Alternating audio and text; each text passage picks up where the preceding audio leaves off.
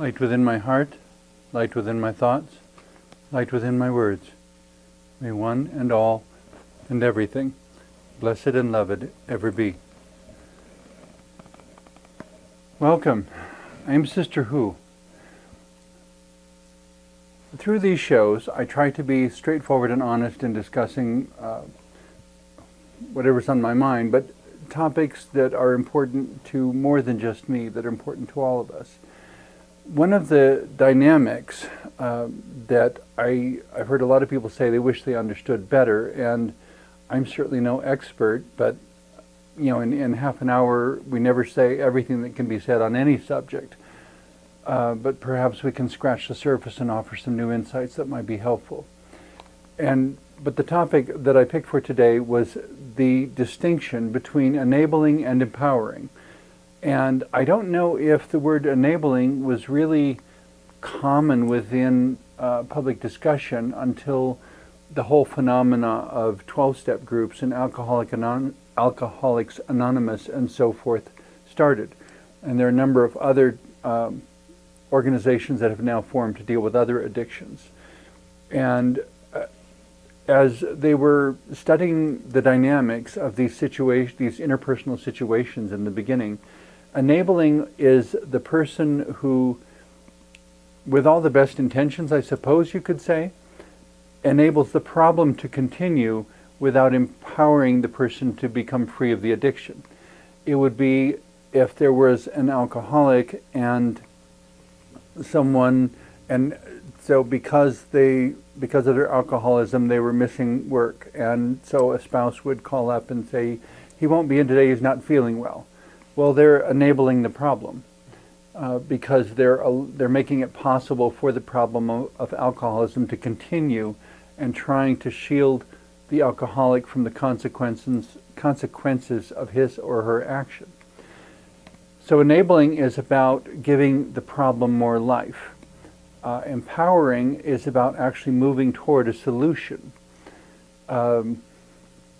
Which, as I'm mentioning this, it occurs to me from another discussion about community. One of my favorite books on community is Scott Peck's book, The Different Drum, Community Making and Peace. It's a phenomenally good book in terms of everything you wanted to know about community, what its normal cycle is, what makes it, what breaks it, what it is, what it's not. My favorite quote from that is that the signature quality of true community is conflict resolution, but the signature quality of pseudo or false community is conflict avoidance. And this is kind of the same thing with enabling and empowering. Are we avoiding the conflict, avoiding actually resolving the problem, or are we moving toward true resolution of it? Where it becomes a little confused, though, and people have, I don't want to be judgmental, but to me it looks too much like a narcissistic avoidance of responsibility. And I don't think we're responsible for what happens in someone else's life, but I think we're responsible to do whatever we can. And when we don't, it's kind of like the biblical parable about the judgment, the judgment regarding the sheep and the goats. That on one side of the sheep, on the other side of the goats, and the only difference between them, these are metaphorically the people of whom God approves and the people of whom God does not approve. That in both cases it's a question of, I was hungry and you gave me to eat, I was thirsty and you gave me to drink, I was homeless and you gave me shelter, or I was hungry and you did not give me anything to eat, and I was thirsty and you did not give me anything to drink, and I was homeless and you did not provide any shelter for me. And whenever you did it to the least of these, the least of my brothers, you did it to me. What we do to other people is the same. It's the dynamic of, we cannot say we love God and do nothing about the person who's suffering in front of us. When it comes to enabling and empowering, though, there was a time a number of years ago where I was faced with homelessness, and I knew people who had basement apartments that they weren't using. And I knew people who had resources, and and in one case, I actually was doing some odd jobs for a person, and the reason he stopped employing me is because he didn't want the responsibility of financially supporting me. And I really didn't understand that, because I was working for every dollar he gave me, so it was more like an employer and an employee. And I can't imagine an employer saying to an employee, I'm going to let you go because I don't want you being dependent upon me. But in the one case, not that one, but in another case, there was someone who was actually a minister. And the reason he was not going to let me rent or live in or work for his basement apartment is because he didn't want to enable me. And I couldn't quite figure out that use of the word enable. And more recently, someone else did it again, of looking at my financial situation and noting that I didn't have enough, and, well, I don't want to enable you by helping you meet your needs by giving you a financial donation for what you need to get. And I kind of scratched my head at it, and I thought, well, but I'm working for it, so it's more like I'm an employee. It's not that you're just giving it to me for nothing. But again, it was that same sort of situation of, I don't want to be responsible for your success or failure, so I'm just going to not be part of the situation at all. And I guess the idea was that necessity was supposed to be the mother of invention, but it didn't work that way. That I would be so in need that I would find an answer someplace. Well, I looked as hard as I could, and there was no answer to be found. And so I wound up living with the consequences of not having that need met and not having a way to meet that need. And it wasn't for lack of trying, I can assure you that. But the notion of, it's like saying someone is homeless and starving, and the reason you're not giving them food is because you don't want to enable them to be dependent upon you. And at some point I have to say, this is not about enabling or empowering, this is about keeping a human being alive. Where it shifts, the distinction comes in, though, is in saying, are you enabling the problem, or are you empowering them to move toward an actual solution?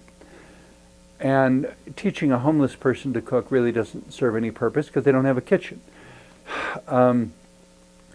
But the point being that if you give them the sustenance to be strong and healthy where they're at, and once all those basic needs are met, to then begin to give them opportunity to develop themselves, to talk to a potential employer, to, I don't know, maybe go get more education and be trained in a new field. Maybe there would be someone who, through misfortune, has lost home and employment and worked in a position that, because of modernization, is no longer there. And so we get them food, get them shelter, put them into vocational school, and 2 years later they come out as a licensed electrician. And they have a new life that they can do, and a way of earning everything they need, and so on. Somebody has to believe in them and believe that their life, that person's life matters enough to give them the support to get to that point. If you're so worried about, I don't want to enable you being dependent on me, you leave the person suffering. And to me, that's kind of a narcissistic, a selfish sort of using pop psychology and theology to excuse responsibility. I don't think I'm responsible for what happens in another person's life, but I am responsible to do whatever good I can.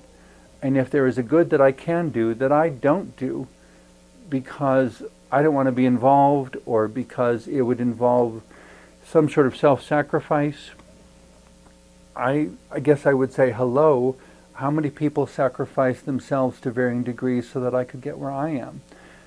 There really is no such thing as a self-made man. Every single successful business depends upon customers who came in to buy.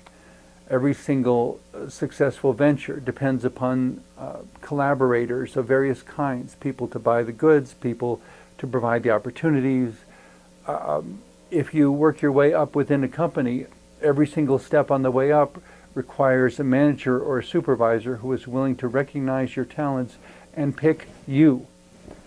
And all the other people they didn't pick are the ones who are going to struggle, who unfortunately may go home to their friends and be told, well, if you had done it this way, then you would have got the job.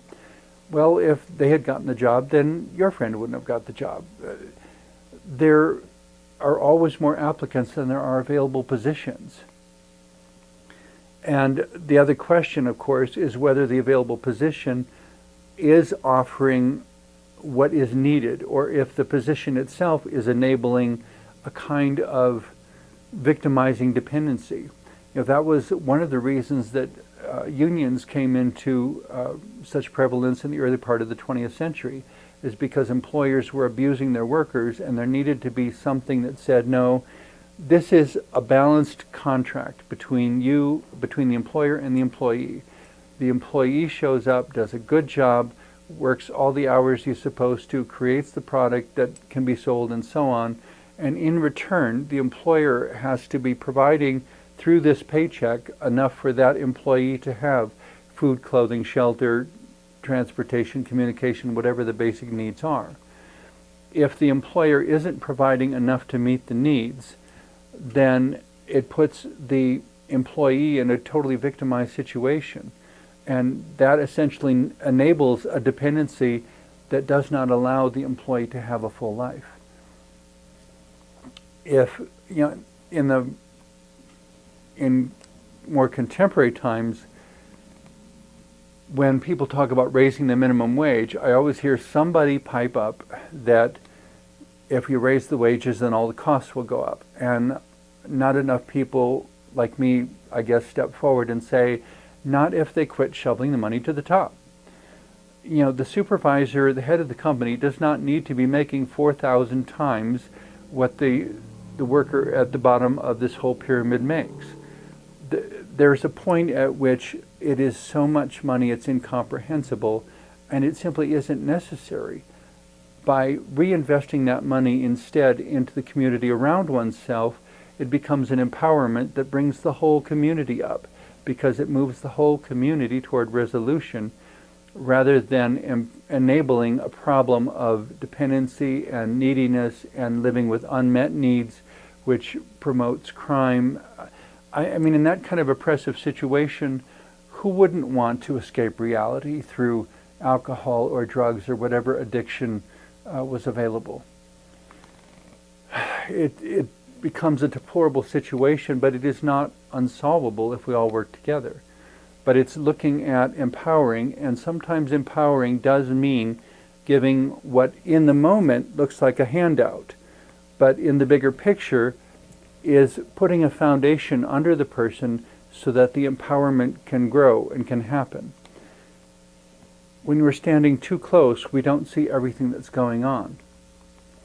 When we're unwilling to give because it might be enablement, I would just say, we'll talk further, have more dialogue, work out the plan, and if something sabotages that plan, like if you say, well, we're going to get you an apartment for this amount, and then you go out hunting for apartments and find that there aren't any apartments available for that amount, or we're going to pay you this much and that will meet all your needs, and then you find out when you add all the prices up that it doesn't meet the need, and you're asking this person to be a second-class citizen, to do with less. When people use the notion of enabling as an excuse for not doing what they can, I would say that they're avoiding their basic inherent responsibility as a human being to be concerned about the world in which they live. Every individual is dependent upon a constellation of relationships. Ideally, those relationships are configured in a way that is empowering to each participant in the relationships. That in the same way that I take care of my house plants in order that they can grow and be healthy and strong and thrive, they take care of me by putting oxygen into my home environment so that I have the strength to take care of them, and they give what helps take care of me. It's a symbiotic relationship, each thing taking care of the other in a way that the circle goes round and round. What we ultimately have to acknowledge is that we live within a closed system.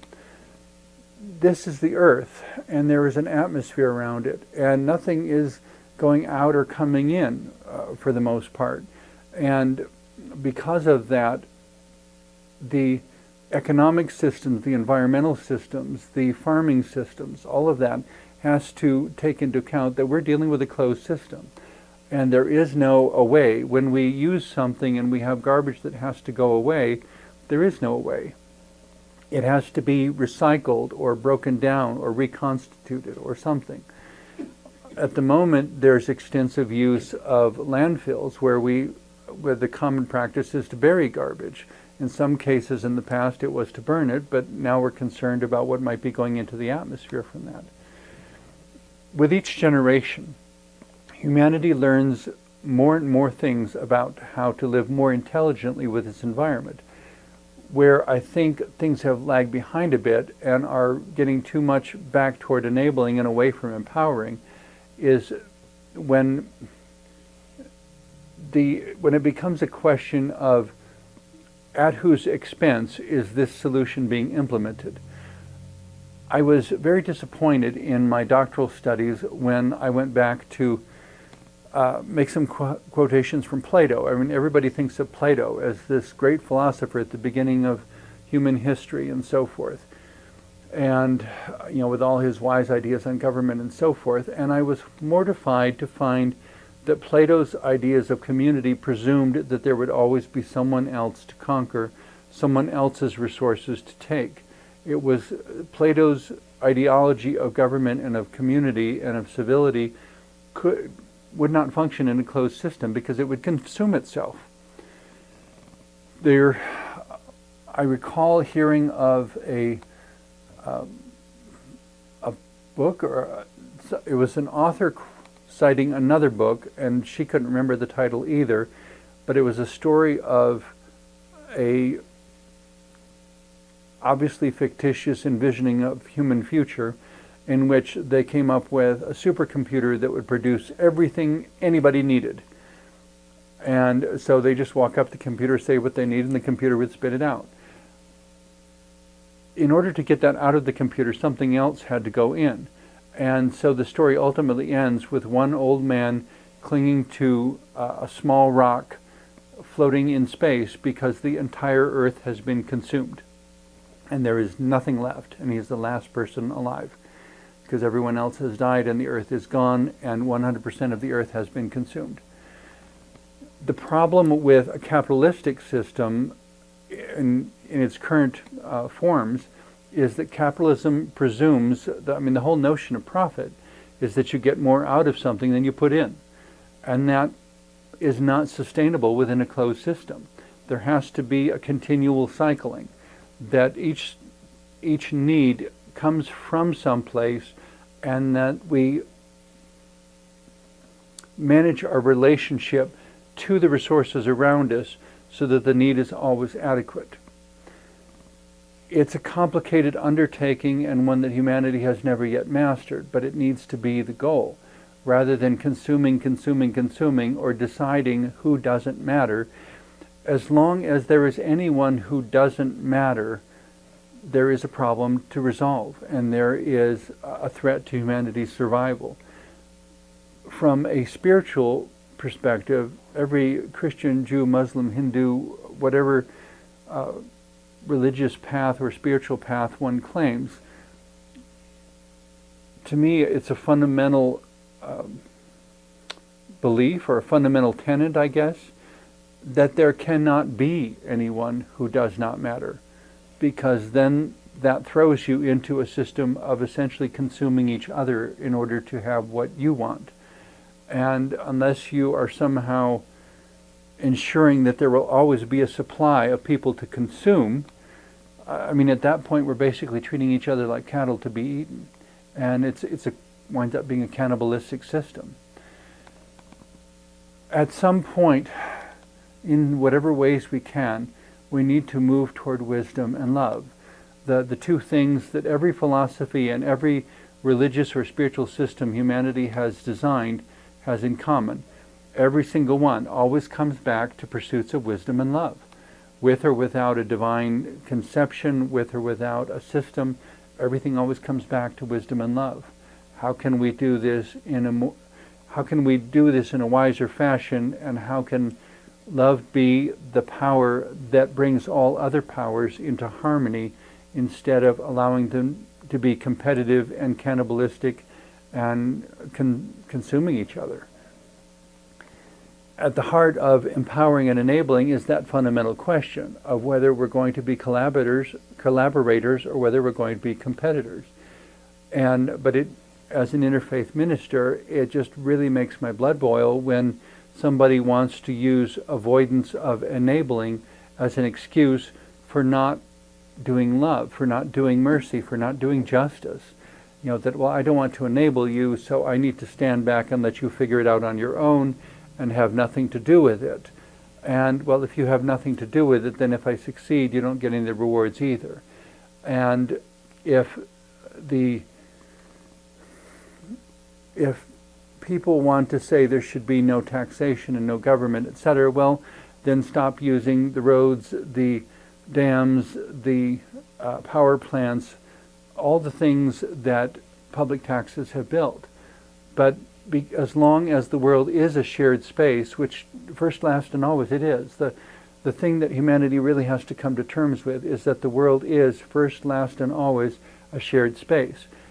The first time we had government was when two people had to agree on how to manage a shared resource.